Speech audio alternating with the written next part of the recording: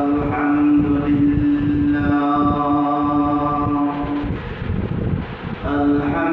لله الذي وكفى وسلام على عباده الذين اصطفى أما بعد فقد قال الله تعالى في كلامه المجيد وفرقانه الحميد فأعوذ بالله من الشيطان الرجيم بسم الله الرحمن الرحيم إن رحمة الله قريب من المحسنين صدق الله العظيم وصدق رسوله النبي الكريم ونحن على ذلك من الشاهدين والشاكرين মহান মালিক পছন্দ করেছেন আমাকে আপনাকে অন্তরস্থল থেকে শুকরগুজারি করব খোলাসা মন থেকে জোর করে আলহামদুলিল্লাহ। সুস্থতা কত বড় নিয়ামত, অসুস্থ যে হয়েছে সে বুঝতে পারছে যে সুস্থতা কত বড় একটি নিয়ামত। জবরদস্ত শক্তিশালী একজন জীবন মর্দ মানুষ যখন অসুস্থ হইয়া বিছানায় পড়ে যায়, বড় অসহায় হয়ে যায়, সে যেন এই পৃথিবীর মধ্যে সব থেকে একজন দুর্বল মানুষ। তার কোনো ক্ষমতা নাই, তার কিচ্ছু ভালো লাগে না, না কারো কথা, না কোনো খাবার, না কোনো মানুষ, না কোনো সংবাদ। এক কথায় এই জীবনে তার কোনো কিছুই ভালো লাগে না। মহান মালিকের দেওয়া যত প্রাপ্তি আমরা ভোগ করি সব থেকে উত্তম প্রাপ্তি হলো এই দেহ আত্মার সুস্থতা। অসুস্থ যিনি হয়েছেন তিনি বুঝবেন সুস্থতার মূল্য কত। মহান মালিক আমাকে আপনাকে এই সময় কত মানুষ হাসপাতালে ছোটাছুটি করতেছে, কত মানুষ জেলখানায় পড়ে আছে, কত মানুষ আপদে বিপদে বিপত্তি বিপর্যয় বা মুসিবত পড়ে আছে। আর আল্লাহ পাক আমাকে আপনাকে তার ঘরের মধ্যে এনে কত সুন্দর জায়গায় বসবার মতন তৌফিক ইনায়েত করেছেন। নিশ্চয়ই আল্লাহ তাআলার রহমত আমাদের প্রতি আছে, নাকি নাই? আছে।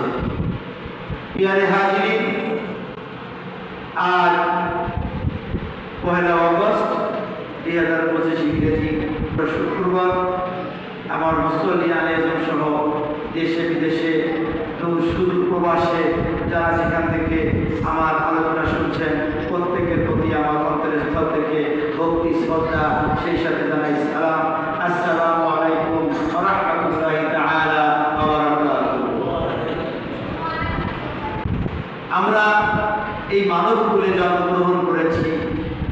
সৃষ্টিতে অগণিত সৃষ্টি মহান মালিকের, তার মধ্যে আমাদেরকে আল্লাহ মানুষ করেছেন।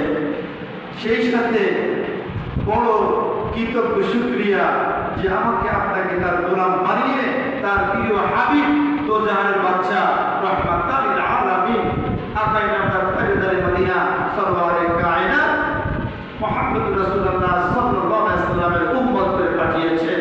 এই জন্য আমাদের অন্তরের স্থল থেকে সত্যিকার অর্থে আমরা কৃতজ্ঞতা শুকরিয়া জ্ঞাপন করি। আমি শুরুতে যে আয়াতটা তেলাওয়াত করেছি, মহান আল্লাহ তাআলা বলতেছেন ইন্না রাহমাতাল্লাহ, নিশ্চয়ই আল্লাহর রহমত। ইন্না, নিশ্চয়ই, রাহমাতাল্লাহ, আল্লাহর রহমত, করিব, অতি নিকটে। কাদের জন্য? মিনাল মুহসিনিন, যারা সৎকর্ম করে, সৎকর্মশীল যারা, তাদের অতি নিকটে আল্লাহর রহমত। আর যারা অসৎ কর্ম করে তাদের থেকে যোজন যোজন বাড়া থাকে এই রহমত। আল্লাহ তাআলা আমাকে আপনাকে প্রতিনিয়ত তার রহমতের চাদরে আবদ্ধ করে রাখতে চায়। তিনি বলে, বান্দারে তুমি আমার হয়ে যাও, আমি তোমার হয়ে যাও। আবি হুরায়রা রাদিয়াল্লাহু তাআলা আনহু, আবি হুরায়রা রাদিয়াল্লাহু তাআলা আনহু হতে বর্ণিত, আন রাসূলুল্লাহ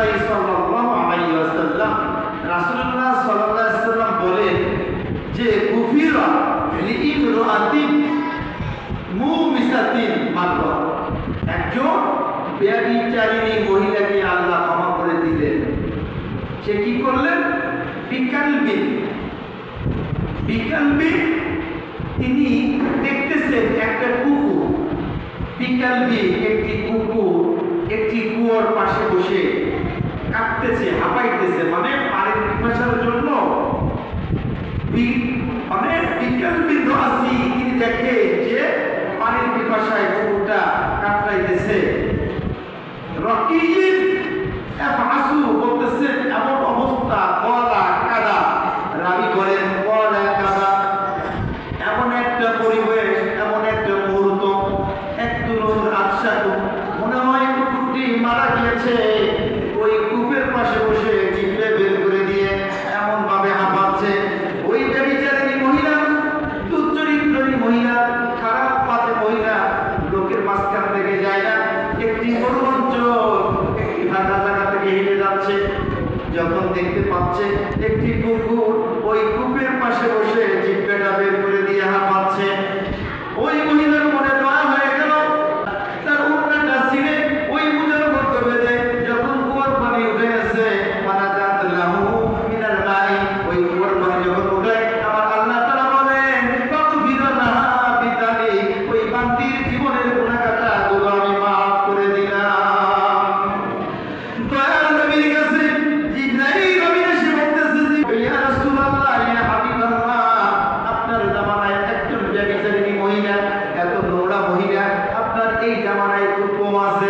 তিনি নামাজ পড়ে তওবা করেন নাই, তিনি আল্লাহর করে কান্নাকাটি করে তওবা করেন নাই, লক্ষ লক্ষ টাকা দান যাকাত করে তওবা করেন নাই। তিনি একটি কুকুর মুমূর্ষু অবস্থায় কুকুরের কাছে বসে কাঁদতেছিল, জিভটা বের হয়ে গিয়েছে। ওই কুকুরকে নিজের পায়ের মোজা খুলে নিজের উন্না ছিঁড়ে ছিঁড়ে ওই কুকুর থেকে পানি তুলে ওই কুকুরকে খাওয়াইছে। যালিকা আল্লাহ তাআলা তার এই কাজকে এত পছন্দ করেছে, তার জীবনের সকল গুনাহগুলো মাফ করে দিয়েছেন। সুবহানাল্লাহ। গুনাহ মাফের জন্য আমরা কত তওবা করি, কত কাজ করি, আর সে কি করছে? ইহসান করছে। একটি কুকুর পিপাসিত মুমূর্ষু অবস্থায় একজন কুকুরকে যদি পানি পান করানো যায়, ব্যভিচারিণী মহিলাকে আল্লাহ ক্ষমা করে জিবরাইল আলাইহিস সালামকে পাঠাইতে পারেন, তাহলে আমি আপনি আল্লাহর গোলাম, নবীর উম্মত, যদি আমি আপনার জন্য একটি ইহসান করি, আমি যদি আপনাকে মহব্বত করি, আপনার কোনো কাজে আসি, এই বাদৌলত আল্লাহ আমাকে আপনাকে কি দিবেন? 16 নম্বর সূরা আন-নাহলের 90তম আয়াতে আমার আল্লাহ ইরশাদ করেন, ইন্নাল্লাহ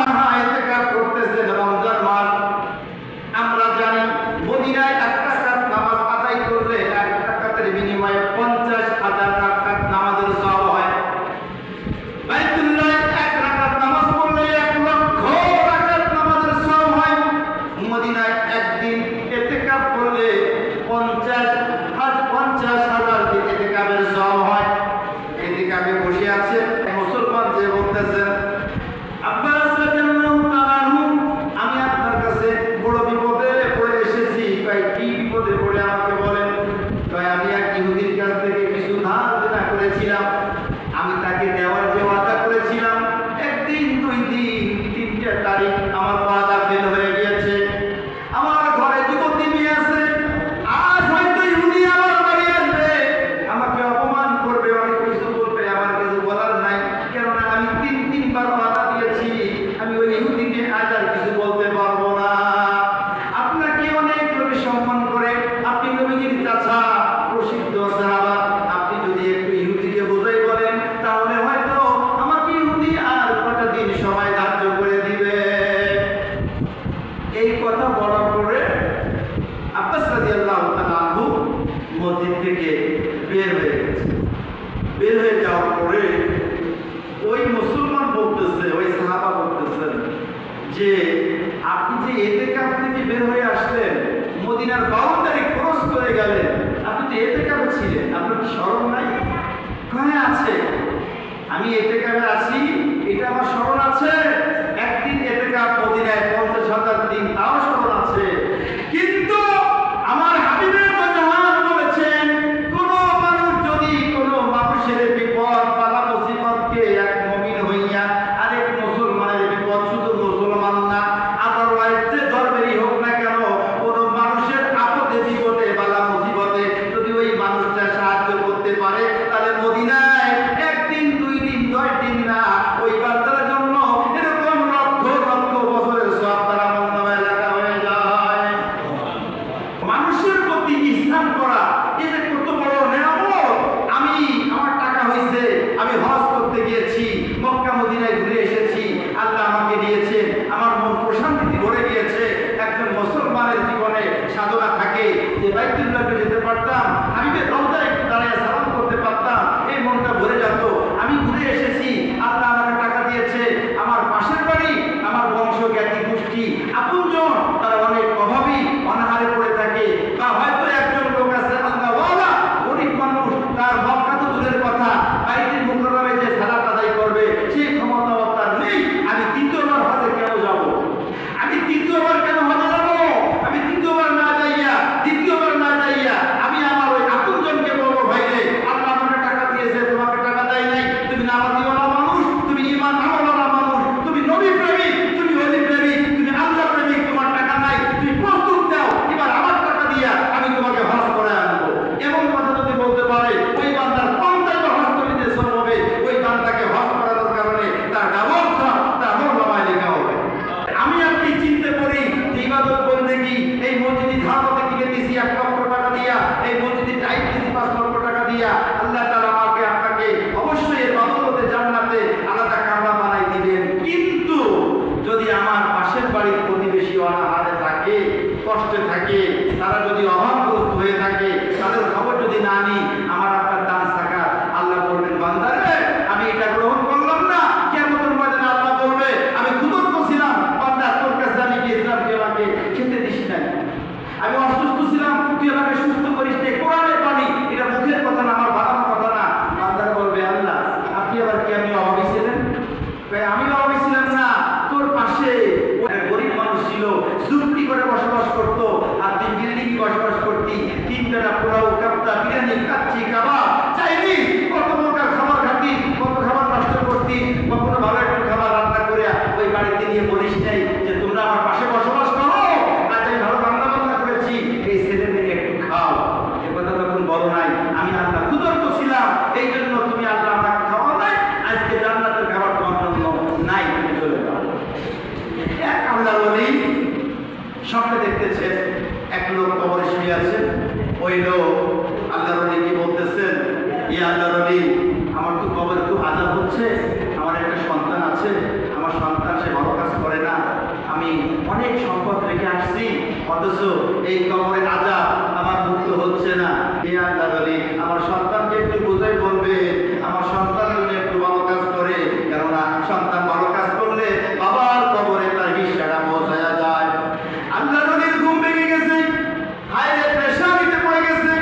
ওই কবরবাসী আমাকে বললে, তোমার একটা সন্তান কোথায় বাড়ি, কোথায় ঘর, আমার তো ঠিকানা জানা নাই, আমি আন্দাজে কোথায় যাব।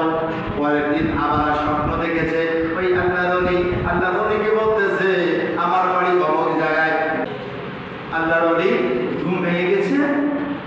উনি ওই ঠিকানা মনে রেখে ঘুরতে ঘুরতে ঘুরতে ঘুরতে যে জিজ্ঞেস করছে, ভাই রে, এই নামের একটা মেয়ে আপনার গ্রামে আসে না? তো গ্রামের লোকজন বলতেছে, আপনি একজন হুজুর মানুষ, কোথায় আসছেন?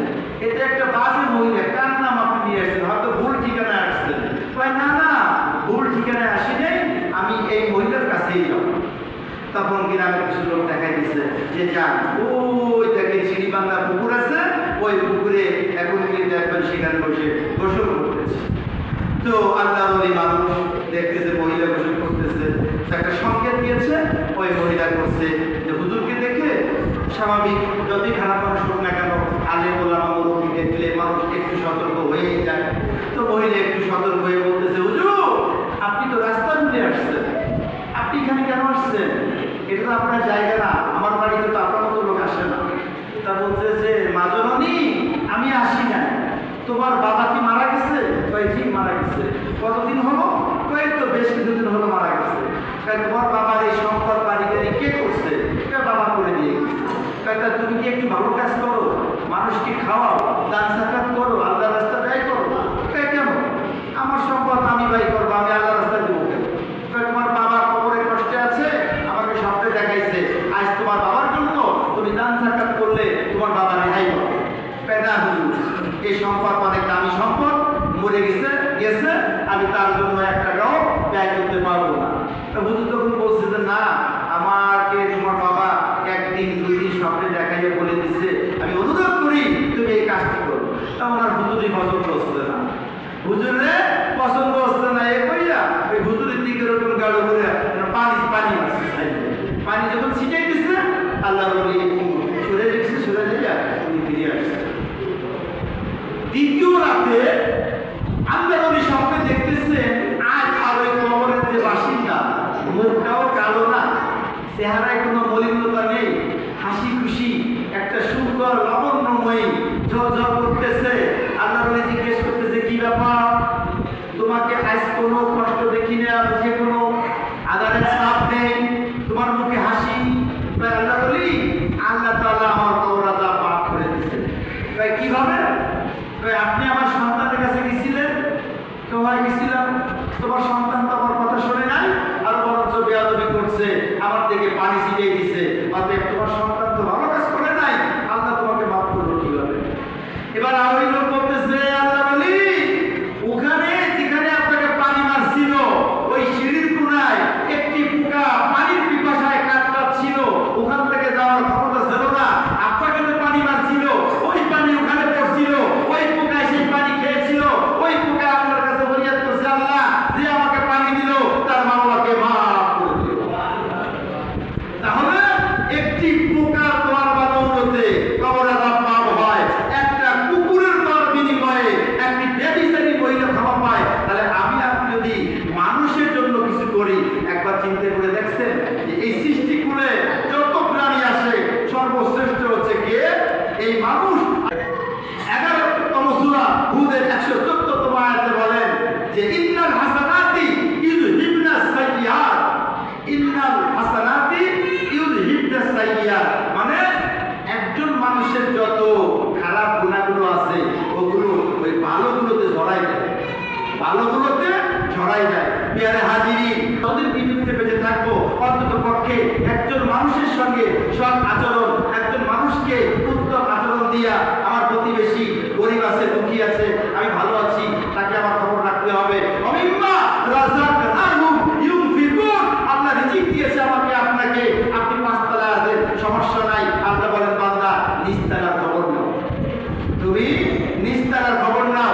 পেয়ারে হাজিরিন, আমরা হলাম পরিপ্রেমিক লোক, আমরা রাসূলের গোলাম, আমরা আল্লাহর গোলাম। আমরা যতদিন বেঁচে থাকবো, অন্তত পক্ষে মানবতা কল্যাণে আত্মনিবেদিত হইয়া যতটুকু সাধ্যে আছে আমার, আমি যাহা দিয়ে পারি, মানুষকে কথা দিয়ে হোক, কাজ দিয়ে হোক, খাওয়াইয়া হোক, টাকা দিয়ে হোক, সম্মান দিয়ে হোক, ভক্তি করে হোক, এক কথায় মানুষকে ভালোবাসবো। আল্লাহ তাআলা আমাকে আপনাকে প্রত্যেককে হিদায়াত নসিব দান করুন, তৌফিক দান করুন। আমিন সুম্মা আমিন।